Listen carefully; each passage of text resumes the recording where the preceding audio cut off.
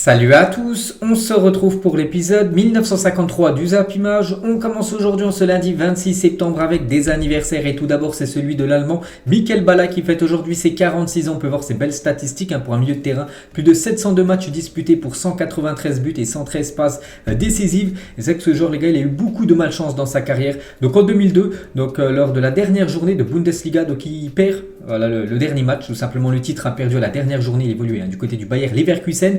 Donc en Coupe d'Allemagne, finale perdue lors de la Ligue des Champions, finale perdue avec le Bayer Leverkusen contre le Real Madrid. Et lors de la Coupe du Monde où l'Allemagne avait atteint la finale, donc il avait été suspendu lors de la finale Allemagne-Brésil. De toute façon, les Brésiliens s'étaient imposés 2-0, un but de Ronaldo. Et en 2008, la même chose les gars, de nouveau il atteignait la finale de la Ligue des Champions, finale perdue. L'Euro blessé pour la finale de l'Euro 2008 entre l'Espagne et l'Allemagne et la Coupe allemande. Donc finale également perdue, donc un gros poissard. Michael Ballack, bon anniversaire à lui. Il y a aussi le Portugais Ricardo Quaresma, on peut dire avec l'accent portugais. Il fête aujourd'hui ses 39 ans. Et il y a aussi Gana Gueye, l'ancien joueur du Paris Saint-Germain, le joueur maintenant de Everton. Il fête aujourd'hui ses 33 ans. On va parler maintenant de tout ce qui s'est passé ce week-end avec la Ligue des Nations. Et on commence tout d'abord avec l'équipe de France qui jouait hier du côté du Danemark. J'ai fait un débrief les gars sur ma chaîne secondaire. Je l'ai mis dans l'onglet communauté pour ceux qui veulent le débrief complet de cette rencontre où l'équipe de France n'a pas existé. Si, elle a existé les 20 premières minutes, mais après ça a été le néant total. Le Danemark s'est imposé 2-0 et le Danemark mérite à 100% sa victoire. Pourtant les statistiques c'est quasiment du kiff-kiff, mais voilà, on peut voir que le Danemark a une frappe cadrée de plus que l'équipe de France. En gros les Danois ont été plus efficaces tout simplement que les Bleus et du coup dépassé cette équipe de France. J'ai dit 20 premières minutes, puis après ça a été le flou total, le trou noir on peut dire pour cette équipe de France. Vivement le dessert en une journal. L'équipe aujourd'hui privée de trop nombreux titulaires. Les Bleus perdent sans gloire leur dernier match avant la Coupe du Monde au Qatar. C'était le dernier match on peut dire avant cette Coupe du Monde et voilà, ça se conclut sur une défaite, donc pas ouf pour préparer bien sûr une compétition comme la Coupe du Monde. Et Didier Deschamps les gars, il est en conférence de presse à la fin du match. On va revenir sur quelques déclarations de Deschamps, ce qu'il a pu voir sur ce match. Donc déjà le journaliste lui dit: où pensez-vous avoir perdu la rencontre? Donc il a dit ça ne fait jamais plaisir de perdre, on a perdu car cette équipe danoise a mis beaucoup d'impact et on a été moins performant. On a eu des occasions mais pas d'efficacité. Ils marquent sur leur première occasion et on a des situations qui se sont répétées sur les coups de pied arrêtés. On a fait de très bonnes choses il y a 3 jours contre l'Autriche où ça a été beaucoup plus simple. Ils avaient fait beaucoup moins de leur côté. Les joueurs étaient prévenus en termes d'engagement. Ils ont été bien plus solides. Donc voilà, c'est déjà ce qu'il dit par rapport à la rencontre. Ressortez-vous quelque chose de positif par rapport à cette défaite triste des Français? Je ne vais pas noircir la situation. Vous connaissez la situation avec les blessés ou encore une piqûre de rappel par rapport à ce qui nous attend dans 2 mois bien sûr avec la Coupe du Monde. Le très haut niveau demande des exigences maximales quand c'est un tournoi final encore plus. Je ne vais pas prendre d'excuses. Il y a des joueurs de qualité, des jeunes joueurs qui apprendront. L'important c'est de pouvoir récupérer toutes nos forces pour dans 2 mois surtout avec tous ces joueurs blessés. Je pense à Benzema, je pense à Kanté, je pense à Paul Pogba, je pense aux 2 frères Hernandez. Voilà, tous ces joueurs sont quand même des joueurs des cadres de l'équipe de France et ça se ressent tout simplement quand ils ne sont pas là. Par exemple hier ils ont beaucoup manqué en bleu, toujours avec Deschamps les gars à la fin du match. Comment est-il possible que votre équipe ait pu être autant en difficulté sur corner, c'est que sur corner les gars ça a été incroyable. À chaque fois c'était les Danois qui récupéraient le ballon de la tête. Il y a eu 4 d'affilée donc de corner. Peut-être un peu de naïveté de notre part, ils ont bien joué le coup en faisant des blocs mais ça ne doit pas, ce sont des situations qui se répètent, ce sont des positions que l'on doit avoir. Il y a 3 fois de l'année puis Christensen tout seul au niveau ça ne pardonne pas. C'est vrai que là c'était un match de National League, un match pas trop d'enjeu pour l'équipe de France. Même voilà, on est quand même maintenu, mais il n'y avait pas trop d'enjeux, c'est pas quand même une Coupe du Monde, mais il faut faire attention les gars en Coupe du Monde, comme ça tu peux te faire punir bien sûr. Quelles sont les choses que vous ne voulez plus revoir dans 2 mois? Les joueurs ont conscience, surtout ceux qui ont le plus de vécu et d'expérience, qu'il faut plus d'agressivité, c'est qu'être plus méchant dans le match, c'est un ingrédient de base pour gagner les rencontres. Il a dit: vous avez eu 25 minutes où vous contrôliez le match. Comment expliquer la suite après le néant? Je l'ai dit. Donc on prend ce but sur une situation où on n'était pas en infériorité numérique. Ils ont fait ce qu'il fallait pour aller nous chercher haut. On a eu plus de difficultés à ressortir le ballon. Ce n'est pas pour autant que les joueurs ont renoncé. Si l'homme du match c'est le gardien danois, Schmeichel, c'est aussi qu'il a été très sollicité. On en parlera tout à l'heure de Schmeichel et les 2 dernières déclarations de Deschamps. Tout d'abord sur Kylian Mbappé qui a été moins bon ce soir, il n'a pas du tout été bon, Kylian. Il a fait beaucoup de bonnes choses, mais il enchaîne aussi. Il est l'un des rares joueurs à avoir joué 2 fois 90 minutes contre l'Autriche et contre le Danemark en 3 jours. Il ne peut pas tout faire tout seul, qu'il a été plus décisif il y a 3 jours, oui, mais comme l'ensemble de l'équipe, je ne vais pas m'inquiéter pour Kylian. Il a aussi besoin des autres, tout simplement. Il a eu un petit mot sur Christian Eriksen qui a fait au contraire un gros match. Il a une qualité technique au-dessus de la moyenne, un volume de jeu impressionnant pour le Danemark. C'est un plus d'avoir un tel joueur, c'est un leader technique et de créativité pour cette équipe. Donc voilà toutes les déclarations. Voilà, j'ai voulu tout dire pour voir l'aperçu comme de Deschamps par rapport à cette piètre prestation des Français. Et l'équipe de France évoluera du coup toujours en Ligue A de la Ligue des Nations la saison prochaine. Donc c'est pas grâce à la performance des Français hier, c'est surtout grâce à la performance des Croates qui sont partis s'imposer du côté de l'Autriche. Donc du coup la France 3e, du coup la France maintenue. C'est le seul point positif de la soirée hier. Et du coup, comme cette Ligue des Nations qu'on avait remportée en octobre 2021, donc la France remporte la Nation League pour la première fois sans perdre un seul match. Donc c'est vrai qu'il y a eu quelques matchs nuls mais beaucoup de victoires et du coup ils ont gagné ce Nation League 2e édition et du coup là la 3e édition la France termine 3e de son groupe à avoir pris seulement 5 points sur 18 possibles en seulement une année, donc pas ouf, voilà cette dernière année pour les Bleus. Et c'est vrai que cette équipe de France les gars sur ces 6 matchs de Nation League c'est quand même incroyable, pourtant on avait un groupe à la portée quand même avec le Danemark, Croatie et l'Autriche. Et du coup on a eu une victoire, c'était il y a quelques jours contre l'Autriche. On a eu 3 défaites. Donc voilà, c'est une catastrophe, il n'y a rien à dire. Et 6e match de suite où les Bleus ne marquent pas en première période. Il y a un gros souci en première période, on n'arrive plus du tout à marquer des buts. Donc contre l'Autriche, les 2 buts ont été inscrits en seconde mi-temps, mais en première mi-temps, voilà, on n'arrive plus du tout à marquer. Toujours avec les Bleus, avec les mauvaises statistiques. Donc l'équipe de France n'avait plus perdu un match à l'extérieur depuis juin 2019. C'était en Turquie la dernière défaite des Bleus à l'extérieur. C'est vrai qu'on avait perdu quelques matchs à domicile, mais pas à l'extérieur. Ça faisait plus de 3 ans qu'on n'avait quasiment pas perdu. Donc chose faite hier. La France reste sur 2 défaites face au Danemark. N'oubliez pas que les Bleus joueront contre le Danemark le 26 novembre prochain. Et là, psychologiquement, quand même les Danois ont un plus par rapport aux Français, vu qu'ils restent quand même sur 2 victoires contre nous tout simplement. Et le prochain match de l'équipe de France, les gars, ça sera face à l'Australie le 22 novembre prochain, la Coupe du Monde. Il n'y aura pas de match de préparation. Il y aura la dernière liste finale pour la Coupe du Monde. Donc, il n'y aura pas de match de préparation, pas de match amicaux. Directement, le prochain match, ça sera la première journée de la Coupe du Monde contre les Australiens.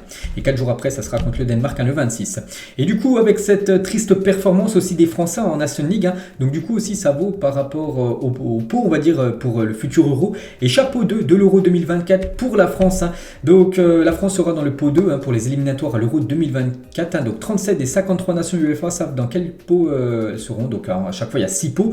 Et du coup la France et les éliminatoires, ça c'est pour se qualifier bien sûr pour l'Euro 2024 qui se déroulera en Allemagne. Et du coup on peut voir que la France sera dans le pot 2. Quand même, en grosse équipe, il y a aussi l'Angleterre dans le pot 2. Mais voilà, on aura quasiment un groupe de la mort parce qu'on aura soit les Pays-Bas, on peut choper le Danemark de nouveau, l'Espagne, l'Italie, la Belgique, la Croatie, le Portugal ou la Pologne. Voilà, ça sera sur un adversaire pour nous, pour l'équipe de France. Donc le tirage au sort, les gars, des phases éliminatoires, donc ça sera le 9 octobre prochain. Voilà, donc la France dans le pot 2, donc ça c'est pas trop une bonne nouvelle. Toujours avec ce match hier, on va parler de Mbappé. Donc Mbappé, niveau passe D, il n'arrive plus. Donc il n'a délivré aucune passe décisive lors de ses 15 derniers matchs, toutes compétitions confondues, club et sélection comprises. Donc c'est vrai qu'oubliez pas qu'il avait terminé meilleur passeur la saison dernière du championnat de Ligue 1. Pour l'instant, c'est un 0 pointé sur les 15 derniers matchs pour Kylian. Il a hérité d'une note de 4 sur 10 aujourd'hui dans le journal L'équipe. Ils ont été gentils. Moi j'ai mis une note de 3 sur 10 dans mon journal, dans ma vidéo débrief que j'ai sorti hier, parce qu'en gros ça a été un mauvais match de Kylian hier. Une petite photo de Kylian Mbappé. La même chose pour Giroud qui a eu beaucoup de mal, donc il a laissé sa place, du coup il ne battra pas le record de Thierry Henry en équipe de France. Et 57% des buts d'Olivier Giroud en équipe de France ont été inscrits en matchs amicaux. Donc 28 buts de Giroud ont été en matchs amicaux. On peut voir 5 en Ligue des Nations, 6 en qualif de l'Euro, 3 lors de l'Euro, 6 en qualif pour la Coupe du Monde et un but inscrit lors d'une Coupe du Monde. Antoine Griezmann, les gars, avec le brassard de capitaine. C'était la première fois que Griezmann avait le brassard de capitaine, vu que Varane a commencé sur le banc. Et Griezmann, cela fait comme déjà 9 matchs d'affilée que Griezmann n'a pas marqué avec l'équipe de France à la fin de son prime, bien sûr, en espérant qu'il retrouve le chemin défilé lors des prochains matchs, parce que les prochains matchs seront des matchs de Coupe du Monde. Donc on peut voir la dépité Griezmann. Bon, la même chose pour Nkunku qui est rentré en cours de jeu. Tu nous manques Benzema, bien sûr. Benzema a beaucoup manqué hier, voilà, comme pas mal de joueurs, je l'ai dit tout à l'heure, les joueurs qui sont actuellement blessés, les cadres de l'équipe de France. On va parler rapidement de Camavinga qui laisse sa place à Fofana à la pause. Camavinga, les gars, il a commencé titulaire, il a fait un match très compliqué, Camavinga. Donc c'est pour ça qu'il est sorti à la mi-temps, remplacé par Fofana. Également un match très compliqué du genre monégasque, qui n'a pas du tout été bon lors de la deuxième période. Et un autre joueur aussi qui n'a pas été bon, c'est Dayot Upamecano, a été fébrile en défense. On peut voir qu'il a obtenu la note de 3 sur 10 aujourd'hui dans le journal Équipe, ce qui équivaut à un mauvais match. Donc moi, dans mon débrief, j'ai mis une note de 2 sur 10, parce que pour moi, c'était un très mauvais match, plutôt de la part de Dayot Upamecano, donc une note de 2 que j'ai mis. Donc Eriksen lui a eu une note de 8 sur 10, le joueur danois qui a été très très bon hier. Donc impossible de ne pas apprécier Eriksen quand on aime le foot, bien sûr. Sacré match du Danois hier soir. Et lui aussi, les gars, donc c'est lui qui a été élu homme du match, c'est Kasper Schmeichel, loin d'être excellent depuis son arrivée à Nice, donc il a été comme d'habitude très très bon, surtout en sélection. Donc bon, après l'équipe de France, les joueurs qui ont tiré contre lui, ils ont à chaque fois tiré sur le gardien danois, donc voilà, c'est un peu simple, on va dire, ses arrêts hier. Le mur rouge danois est prêt ce soir, c'est qu'il y a une magnifique ambiance du côté du Danemark, et on peut voir qu'il y avait beaucoup de supporters comme de l'équipe de France, enfin français, je crois à peu près 700 supporters français ont vu cette piètre prestation des Bleus. Il y avait même Fabien Barthez, on va dire, voilà, pas Barthez vu que c'était son sosie qui était dans les tribunes. Ça n'a pas suffi pour bien sûr essayer de battre cette équipe du Danemark. Et vous validez ce nouveau maillot extérieur parce que c'est la première fois que l'équipe de France portait ce maillot blanc, ce maillot extérieur pour cette future Coupe du Monde. C'est vrai qu'il était très très beau, donc on va dire que c'est le deuxième point positif de la soirée, qu'on a un très beau maillot extérieur pour la Coupe du Monde. Un autre point positif, bien sûr, c'est qu'on est toujours en Ligue A de la Ligue des Nations pour la prochaine édition. On va parler de l'autre match dans le même groupe que l'équipe de France. C'était entre l'Autriche qu'on avait battu il y a quelques jours 2-0 contre la Croatie, et les Croates se sont imposés 3-1 dans cette rencontre. Donc les statistiques de la partie, l'Autriche a beaucoup tiré, plus de 17 tirs, mais c'est bien les Croates sur 5 tirs cadrés. Ils ont marqué 3 buts. Donc félicitations à l'équipe de Luka Modric. Et Luka Modric, les gars, donc il a marqué son premier but pour la Croatie, c'est en 2006, et en 2022 à 37 ans, il est toujours buteur vu qu'il a marqué un but de nouveau.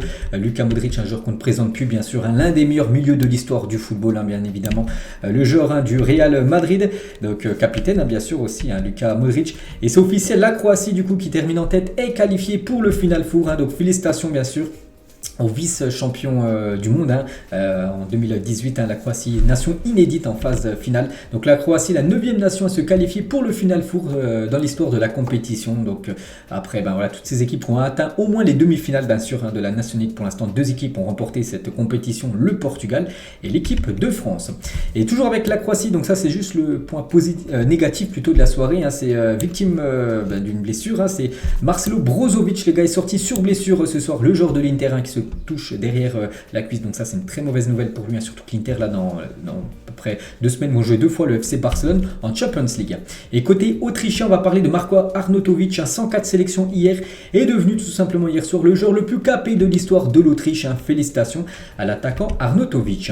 Et du coup l'Autriche est reléguée en Ligue B vu qu'il termine dernier, c'était soit eux soit nous, l'équipe de France, et du coup voilà, c'est l'Autriche qui termine dernière du coup en Ligue B. Et du coup l'Autriche a perdu 3 matchs consécutifs pour la première fois depuis juin 2011, contre le Danemark, contre la France et contre la Croatie, une série qui les a vus relégués en Ligue B, parce que voilà ce classement final de ce groupe 1 de la Ligue A, de la Ligue des Nations. Donc la Croatie en tête, 1 point d'avance surtout sur le Danemark, la France loin derrière, on a quand même 7 points de retard sur le Danemark qui est deuxième à 5 points, donc nous on jouait le maintien en gros, et du coup on est maintenu, mais bon ça a été une catastrophe bien sûr, les Bleus. On va parler de l'autre match hier en Nation League. Bon, il y avait des autres matchs, mais voilà, une autre belle partie. C'était entre les Pays-Bas et l'équipe belge. Et c'est les Néerlandais qui se sont imposés 1-0 contre la Belgique. Virgil van Dijk, l'unique buteur du match. Donc, j'ai pas vu le match, vu que j'ai regardé l'équipe de France. Donc, d'après les statistiques, ça a été un peu mérité, on va dire, pour les Pays-Bas qui ont eu plus de tirs, un peu plus de tirs que les Belges.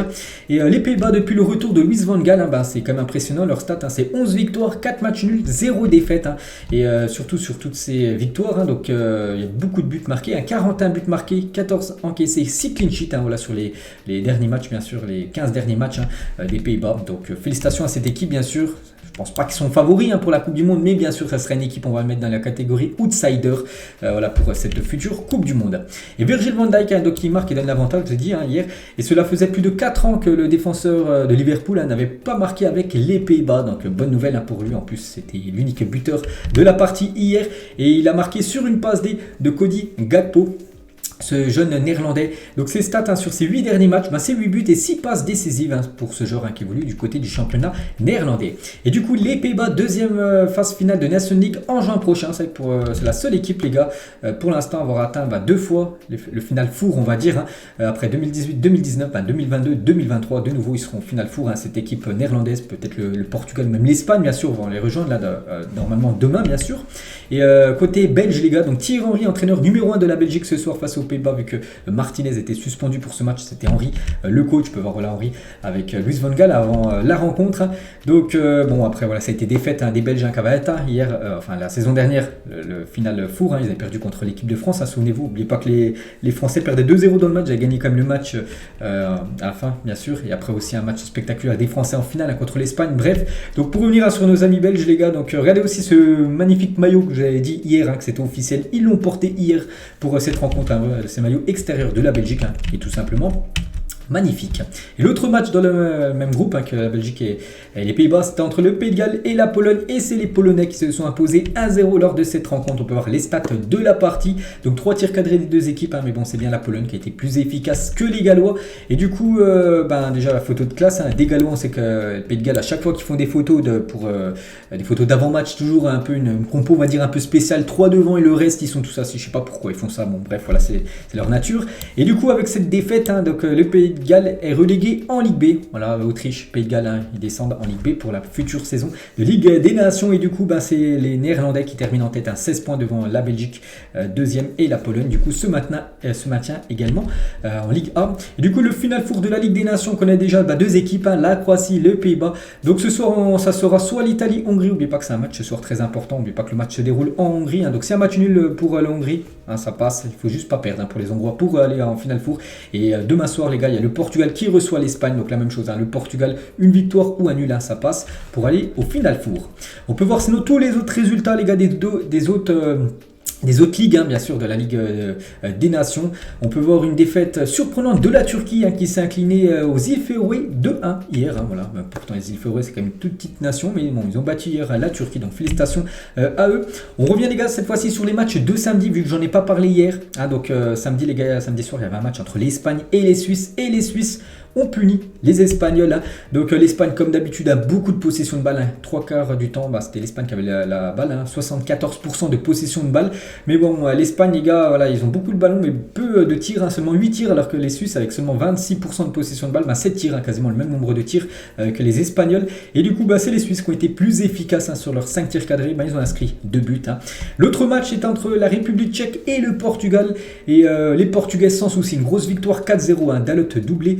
Fernandez, buteur, et Diogo Jota, buteur. Donc voilà les stats de la partie. Le Portugal très efficace. 5 tirs cadrés, 4 buts. Il y a seulement une frappe cadrée qui n'a pas fini au fond des filets. Et le Portugal de Fernando Santos, depuis 14 matchs, c'est 10 victoires, 2 matchs nuls, 2 défaites. La sélection de CR7 fait-elle partie de vos favoris pour la prochaine Coupe du Monde?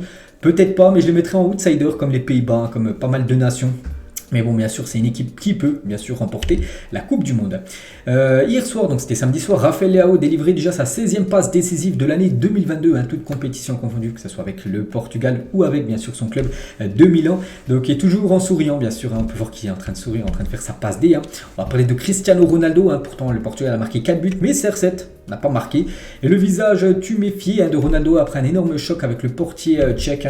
Donc, c'est vrai qu'il a fini en sang, Cristiano Ronaldo. Il a dû mettre un pansement, voilà, du coton dans le nez pour éviter voilà, que ça saigne. Gros choc de CR7. Donc, il a joué, mais il n'a pas marqué. Mais ça fait un match de plus pour lui avec la sélection portugaise et les joueurs ayant évoluant dans les 5 grands championnats avec le plus de sélections à ce jour. C'est Ronaldo, plus de 190 matchs disputés avec la sélection portugaise. Il devance tous ces autres joueurs comme Sergio Ramos, 180 matchs avec l'Espagne, ou même par exemple il y a Messi, 162 matchs avec l'Albiceleste, donc l'équipe argentine. Et toujours avec Ronaldo, il n'a pas marqué hier, mais il est toujours largement le meilleur buteur de la sélection portugaise avec plus de 115 buts. Regardez le deuxième qui est Pauleta, 47 buts. Donc du double, Ronaldo a le double de stats par rapport à Pauleta qui est son dauphin. Et toujours sur ce Portugal, donc Diogo Jota qui a inscrit le dernier but portugais lors de cette rencontre 4-0. Donc il a fait cette célébration les gars, donc on va le féliciter parce que lui et sa copine ou femme, je ne sais pas s'il est marié, attendent un enfant, donc son second enfant parce qu'il a déjà un fils, Diogo Jota. Et du coup le classement les gars de ce groupe du Portugal avant le match ultime demain entre le Portugal et l'Espagne. Du coup, le Portugal repasse devant l'Espagne vu que l'Espagne s'est inclinée. Donc, il y a 2 points d'écart. Donc, voilà, le Portugal, match nul ou victoire demain sur leur sol, sur le sol portugais. Et ils iront au Final Four. On continue avec les autres matchs, les gars. On va juste parler de la Ligue B et d'une équipe, la Norvège. On sait que le joueur vedette en Norvège, c'est Erling Haaland. Son équipe s'est inclinée, mais c'est lui, les gars, qui a ouvert le score dans cette rencontre. Erling Haaland à la 47e minute, buteur. Et Haaland, donc, il vient déjà d'inscrire son 15e but de la saison, toute compétition confondue. Et nous sommes que le 26 septembre. Juste incroyable, bien sûr, Haaland. Et Haaland a contribué aux 7 buts de la Norvège en Nation League. À chaque fois, il a été décisif. Donc 6 buts et une passe D. Donc voilà, quand la Norvège marque en Nation League, Haaland est impliqué directement. Et toujours avec lui, donc Haaland devient le premier joueur européen à marquer 21 buts lors de ses 22 premiers matchs en sélection depuis Luigi Riva avec l'Italie le 21 juin 1970 où lui, il avait fait 22 matchs, 22 buts lors de ses 22 premiers matchs avec l'Italie. Donc Haaland juste un but en dessous par rapport à ce joueur italien. Mais bon, voilà, c'est une magnifique stat bien sûr pour lui. Et toujours avec lui, donc actuellement il a 33 buts depuis le début de cette année 2022, toute compétition confondue. Il y a juste Lewandowski et Mbappé qui font mieux, Lewandowski l'ex-aequo avec Haaland, il y a juste Mbappé en gros qui fait mieux que Erling Haaland. Et toujours avec lui on peut voir ses stats complètement folles les gars avec tous les clubs où il a joué. Donc Salzbourg c'est 27 matchs, 29 buts, avec Dortmund c'est 89 matchs, 86 buts, avec City c'est 10 matchs, 14 buts, et avec la Norvège, du coup, je vous l'ai dit, c'est 22 matchs, 21 buts, je crois que ça fait un total de plus de 150 buts pour Haaland dans 148 matchs, c'est incroyable les stats de Erling Haaland. On va parler d'un autre attaquant qui a frappé aussi très fort ce week-end, c'est Mitrovic du côté de la Serbie. Donc déjà la Serbie a écrasé, on peut dire, cette équipe suédoise 4-1. Et Mitrovic, l'attaquant de Fulham, a inscrit un triplé. Une équipe à prendre au sérieux, cette équipe serbe qui est qualifiée pour la future Coupe du Monde. Bon, je ne les vois pas gagner la Coupe du Monde, mais je les vois, pourquoi pas, sortir des poules. Mais pas que je crois qu'ils ont le Brésil dans leur poule, cette équipe serbe. Et peut-être, pourquoi pas essayer de grappiller 8e quart. On ne sait pas, bien sûr, tout peut arriver. Et c'est vrai qu'ils ont des très bons joueurs. Voilà, Mitrovic, il y a Kostic, il y a Tadic. Il y a pas mal de bons joueurs bien sûr du côté de la Serbie, Milinkovic-Savic également. Donc 8 matchs de compétition confondus cette saison et déjà 9 buts, deuxième meilleur buteur de première ligue derrière Erling Haaland. 4 buts en 4 matchs de Nation League et triplé ce soir face à la Suède pour Mitrovic. Donc la Serbie les gars sur ses 15 derniers matchs, 10 victoires, 2 matchs nuls, 3 défaites, donc un outsider pour la Coupe du Monde 2022. On verra. Voilà, cette surprenante équipe de Serbie. On peut voir sinon tous les autres résultats, c'était lors de la journée de samedi en Nation League. Le programme du jour, donc ce soir en grosse affiche, l'Angleterre contre l'Allemagne, les Anglais sont sûrs de terminer dernière du groupe. L'Allemagne peut soit être 3e, soit 2e, tout dépend. Donc il faut déjà que les Allemands s'imposent. De toute façon, l'Allemagne est sûre maintenue, mais ils ne peuvent plus aller en Final Four. Et du coup, Hongrie-Italie. Donc voilà, les Hongrois, un match nul ou une victoire leur permettrait d'aller au Final Four. On peut voir ça dans tous les autres matchs qu'on parlera bien sûr demain. On va parler des autres matchs qui ont lieu aussi ce week-end. Il y avait des matchs amicaux. Tout d'abord, la Bolivie contre le Sénégal. On peut voir les derniers champions d'Afrique. Le Sénégal se sont imposés 2-0 contre la Bolivie. Le match se déroulait en France. Et Boulaïdia et Sadio Mané, les 2 buteurs. Boulaïdia, l'ancien joueur de Reims, il a joué aussi à Villarreal. Maintenant, il est du côté de Salernitana, pour ceux qui ne savent pas. Donc, buteur, c'est le qui a ouvert le score. Et Sadio Mané, bien sûr, le joueur du Bayern, a inscrit le 2e but. Et Aliou Cissé, confiant pour les pays africains qualifiés à la Coupe du Monde. Croyez-moi, les 5 pays, donc Sénégal, Maroc, Cameroun, Tunisie et Ghana, auront leur chance pour cette Coupe du Monde. Nous sommes en train de la préparer. Donc voilà ce qu'a dit, bien sûr, toute équipe peut faire une belle Coupe du Monde. C'est ce qu'on espère pour les pays africains. La Côte d'Ivoire, qui n'est pas qualifiée, joue un match amical ce week-end. Donc c'était contre le Togo en amical et les Ivoiriens se sont imposés 2-1. Donc les buteurs, Franck Kessié et Seko Fofana. Le joueur qui a fait son retour avec la sélection ivoirienne, le joueur lensois qui mérite totalement bien sûr de jouer avec la Côte d'Ivoire tellement qu'il est bon depuis quand même pas mal de mois. Seko Fofana, donc c'est mérité bien sûr son but, on le félicite. On va parler du Ghana les gars, Ghana qui est qualifié pour la Coupe du Monde qu'on jouait eux, c'était vendredi soir contre le Brésil, ils ont perdu 3-0, c'était un match amical. Et à 28 ans, Inaki Williams a fait ses débuts avec le Ghana face au Brésil. N'oubliez pas qu'il a choisi de représenter le Ghana et son frère Nico Williams lui a choisi de représenter l'Espagne. On va parler de ce youtubeur les gars, il s'appelle Mohamed Adnan, donc c'est un youtubeur foot du monde arabe, plus de 5 millions d'abonnés, donc il y a beaucoup d'abonnés, donc appelle publiquement les pays arabes qualifiés à la Coupe du Monde à porter un brassard en soutien à la Palestine. Au Qatar, il souhaite que la lutte pour la paix se fasse à toutes les échelles. Donc voilà la volonté bien sûr de ce youtubeur très suivi du côté des pays arabes, youtubeur foot. Et pourquoi il fait cette demande? Donc sa demande fait suite à l'annonce de certaines sélections qui ont communiqué qu'elles porteront au Qatar des brassards en soutien à l'Ukraine. J'avais parlé il y a quelques jours que la Pologne, donc Robert Lewandowski, qui est le capitaine, portera un brassard aux couleurs bleues et jaunes, aux couleurs de l'Ukraine. Donc encore en faveur de l'inclusion et des luttes contre la discrimination. Donc c'est pour ça que voilà, ce youtubeur aimerait que les pays arabes portent un brassard aux couleurs de la Palestine pour cette future Coupe du Monde au Qatar. Toujours avec cette Coupe du Monde, on va parler de l'Allemagne, les gars. Donc l'Allemagne qui a floppé totalement, vous souvenez-vous, il y a 4 ans. Donc s'ils gagnent la Coupe du Monde, enfin s'ils font un beau parcours, ça peut être le jackpot pour les joueurs allemands. Donc les grosses primes de performance négociées par les joueurs allemands pour la Coupe du Monde. Donc déjà sortir de poule, voilà, c'est ce qui est faisable. N'oubliez pas que l'Allemagne a l'Espagne quand même dans sa poule et des autres équipes, je crois le Japon. Et je sais plus c'est qui la dernière équipe. Bref, s'ils sortent des poules, s'ils sont qualifiés en 8e, ils auront tous au moins 50 000 euros par joueur. S'ils atteignent l'écart, 100 000 euros. Demi-finale, 150 000 euros par joueur. Et victoire, s'ils gagnent la Coupe du Monde à 400 000 euros par joueur, voilà, en prime. Donc voilà, les magnifiques primes bien sûr pour les Allemands. Et toujours avec l'Allemagne, donc vendredi soir, ils ont perdu contre la Hongrie 1-0.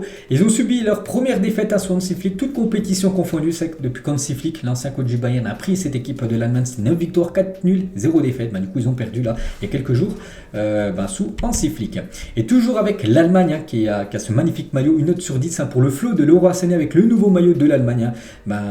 Une note quasiment de 9, même 10 sur 10, parce que déjà le maillot allemand je le trouve très très beau et ça un maillot parfait bien sûr, qui va parfait pour le maillot, pour le joueur Leroy Sané. On va parler de Chiellini, le défenseur italien, sur Harry Maguire, qui est beaucoup critiqué quand même depuis pas mal de mois. Donc la situation de Harry Maguire me rend triste car c'est un bon joueur. Ils exigent trop de lui juste parce qu'ils ont payé 80 millions d'euros. Moi, c'est même plus de 93 millions d'euros que Leicester avait vendu Maguire à Manchester. Bref, il doit être le meilleur au monde à chaque match. Je dis non. Ce n'est pas Rio Ferdinand, même si c'est un assez bon joueur. Voilà ce que dit Chiellini par rapport à la situation d'Harry Maguire, beaucoup critiqué partout, que ce soit dans les réseaux sociaux, sur les médias, partout. Et toujours avec Karim Maguire, donc il a perdu chacun des 9 derniers matchs qu'il a disputés en club ou en sélection. C'est à précision en rencontre où il était titulaire, bien sûr. Donc voilà, ça c'est une triste stat bien sûr pour Harry Maguire. Et pour parler de son pays, l'Angleterre, qui jouera en Ligue B lors de la prochaine Ligue des Nations. Donc l'Angleterre n'a gagné aucun trophée depuis 56 ans. Donc il s'agit de la Coupe du Monde en 66, son unique trophée international de son histoire. C'est vrai que ça fait trop long pour un pays comme l'Angleterre de n'avoir pas remporté 2 trophées. N'oubliez pas que en 2021 ils ont failli remporter l'Euro. Malheureusement, ils ont perdu en finale contre l'Italie. On va parler de Jonathan David, l'attaquant canadien. Donc il a caché le logo de Nike après avoir marqué contre le Qatar. Pourquoi il a fait ça? Donc Nike ne pensait pas que le Canada allait se qualifier à la Coupe du Monde et n'a donc pas eu le temps nécessaire de préparer un nouveau maillot pour cette compétition. Du coup, la sélection sera donc la seule à ne pas changer de tunique. Voilà, ils n'auront pas en gros de nouveaux maillots pour la Coupe du Monde. Du coup, voilà, ça sera ce maillot-là qui sera porté par les joueurs canadiens pour la prochaine Coupe du Monde, parce que Nike ne pensait pas du tout que le Canada avait les moyens de se qualifier pour cette future Coupe du Monde. Rodrigo de Paul, le joueur argentin, il a dit: quand Lionel Messi est votre capitaine, vous iriez en guerre pour lui si vous le demandez. Enfin, si vous le demandez tout simplement. Donc toute l'équipe d'Argentine a commencé une bagarre lorsqu'un joueur du Honduras a donné un coup de coude à Léo Messi. Donc c'était lors du match Argentine-Honduras où l'Argentine s'est imposée 3-0, un doublé de Léo Messi. Et Messi a pris un coup de coude d'un joueur de Honduras et voilà, ils ont tous pété un câble après les joueurs argentins pour bien sûr protéger Léo Messi qu'on peut voir au sol là. Donc Rodrigo de Paul est parti directement bien sûr s'embrouiller avec le joueur du Honduras. Donc on peut voir Messi au sol et bien sûr toute l'équipe argentine en train de défendre bien sûr leur capitaine. Et Léo Messi a beaucoup de fans au Honduras. Donc à la fin du match, voilà, c'était une séance photo bien sûr pour Léo Messi bien sûr avec les joueurs du Honduras. Toujours avec Léo Messi, quelques autres photos. Et actuellement les gars, Argentine plus PSG, c'est 12 matchs, 8 buts et 8 passes décisives pour Léo Messi. Il fait une magnifique début de saison. Léo Messi bien meilleur que la saison dernière. Et Léo Messi les gars, les meilleurs buteurs de l'histoire de l'Albi Céleste, on peut voir que c'est lui. Et de loin, le meilleur buteur de la sélection en Argentine. 88 buts inscrits par Léo Messi. Il devance Batistuta, 55 buts. Ou même Kun Agüero, 41 buts.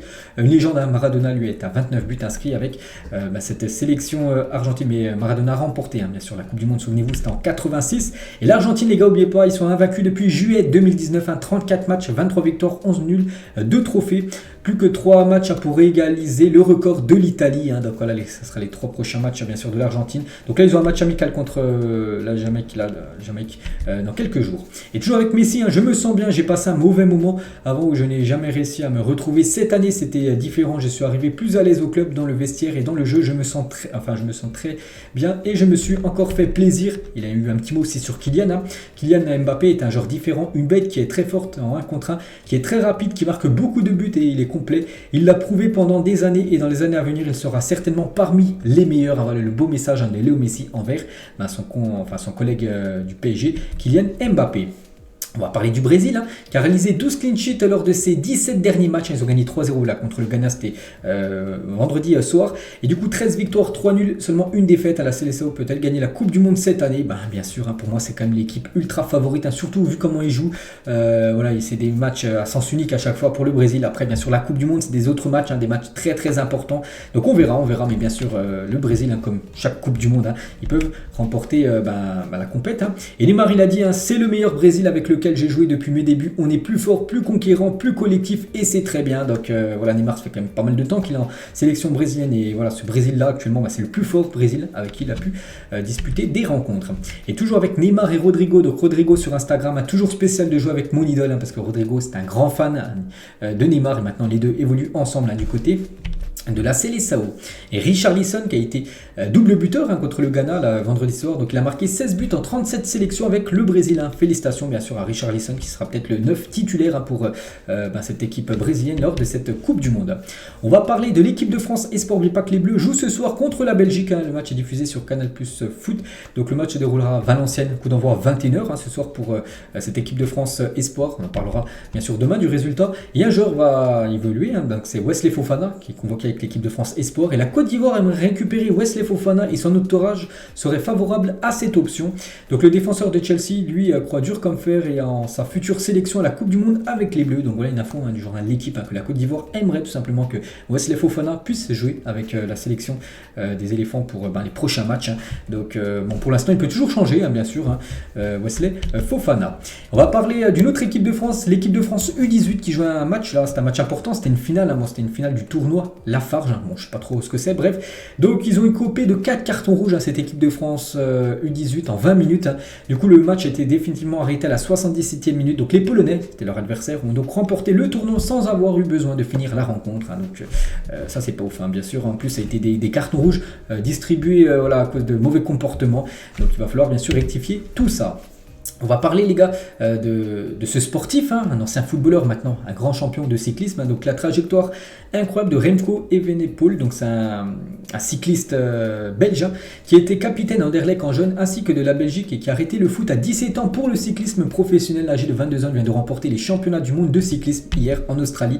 Donc avant il faisait une carrière, donc hier une petite photo lors de sa victoire hier du vélo.